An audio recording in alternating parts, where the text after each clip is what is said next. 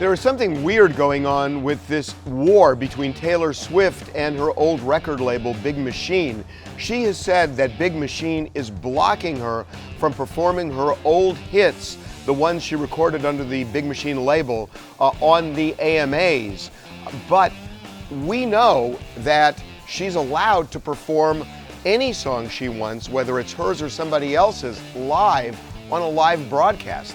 And a Big Machine official is now telling us she is free to perform all of her songs. They are not going to stop her, and they acknowledge they can't stop her because she has the legal right to perform any song she wants on a live broadcast. Case in point, Taylor already performed one of her Big Machine hits live on ABC, as a matter of fact. On August 22nd, she was on GMA and she did Shake It Off. There was no issue. She clearly knew there was no issue with that.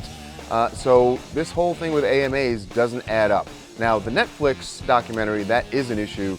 Big Machine would have to clear that, so we'll see how that turns out. Browns superstar defensive lineman Myles Garrett lost his mind during the Browns Thursday night football game against the Steelers. Like the way that he was tackled. Oh, gosh. Man. Oh, man. He ripped the helmet off of Pittsburgh quarterback Mason Rudolph and hit him with it.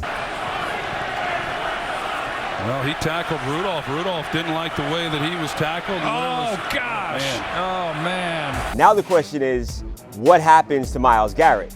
A lot of people believe that this is way more than just a penalty, fine, and suspension. Guys like James Harrison tweeted that this was assault and that he should actually go to jail for this. So we called the police and we asked them if they were going to arrest Myles Garrett, and we got a very simple and straightforward answer: no.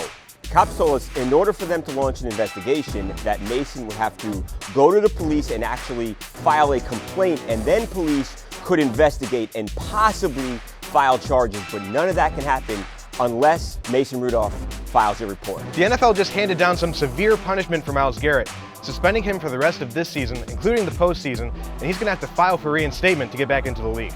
Now, on top of that, the Browns and Steelers were both fined $250K. Marquise Pouncey got fined 3 games, and Larry Ogunjobi got fined 1 game. And that's not all. There might be even more to come.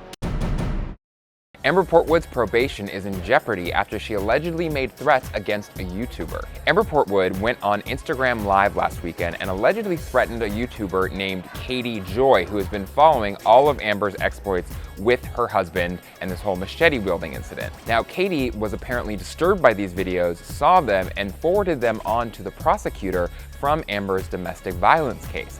They, in turn, passed those videos and threats onto the probation officer who is handling Amber's case. The reason why this could be a big deal, because it could affect her plea agreement and the plea she accepted for the machete-wielding attack. We've reached out to the probation department involved in the case, and we have yet to hear back, but are waiting to see whether or not Amber's case will be affected. So as for Katie, she is now getting attacked as well by Amber Portwood's fans on Instagram, receiving death threats, but as of now has not filed any sort of official police report.